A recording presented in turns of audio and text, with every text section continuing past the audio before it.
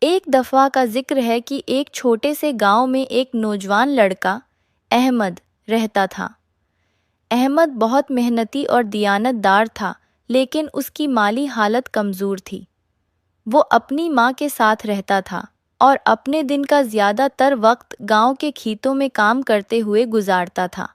ایک دن احمد کو کھیت میں کام کرتے ہوئے ایک چمکدار چیز نظر آئی۔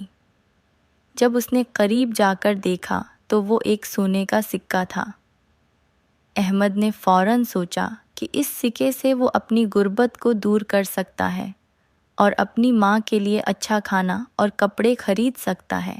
لیکن احمد کی ماں نے ہمیشہ اسے سچائی اور ایمانداری کی تعلیم دی تھی۔ احمد سوچنے لگا کہ اگر یہ سکہ کسی کا کھویا ہوا ہے تو اس کا حقدار وہ ہے جو اسے کھو چکا ہے۔ احمد نے فیصلہ کیا کہ وہ سکہ گاؤں کے بزرگ کے پاس لے جا کر اعلان کروا دے گا تاکہ اصل مالک اسے واپس لے سکے۔ گاؤں میں اعلان ہوا، لیکن کئی دن گزرنے کے بعد بھی کوئی اس سکے کا دعویدار نہیں آیا۔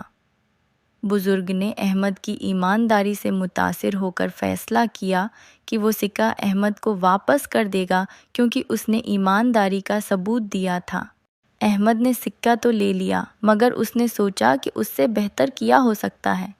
وہ سکہ لے کر قریبی شہر گیا اور اسے ایک چھوٹے کاروبار میں لگا دیا۔ احمد کی محنت اور ایمانداری کی بدولت اس کا کاروبار دن دگنی اور رات چگنی ترقی کرنے لگا۔ کچھ ہی سالوں میں وہ گاؤں کا سب سے خوشحال شخص بن گیا۔ اس کہانی سے ہمیں یہ سبق ملتا ہے کہ ایمانداری ہمیشہ بہترین راہ ہوتی ہے۔ اگر ہم صحیح راستے پر چلیں تو اللہ ہمیں بہترین صلہ دیتا ہے، چاہے وہ فوراً نہ بھی ملے۔